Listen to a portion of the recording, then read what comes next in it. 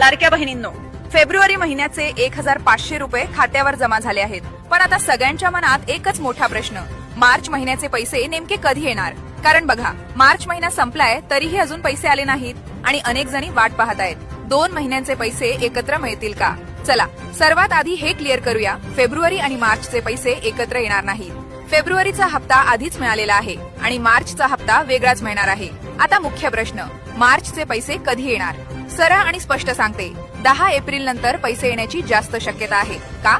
कारण 31 मार्चला financial year संपलं आणि त्यानंतर लगेच ऑडिट प्रोसेस सुरू झाली. म्हणजे सरकार आधी सगळा हिशोब पूर्ण करतं आणि त्यानंतर नवीन वर्षात डिस्ट्रीब्युशन सुरू होतं. आता एक खूप महत्वाची अपडेट, ई-केवायसीचा विषय आता पूर्ण संपला आहे. 31 मार्च ही शेवटची डेडलाईन होती. याचा अर्थ काय?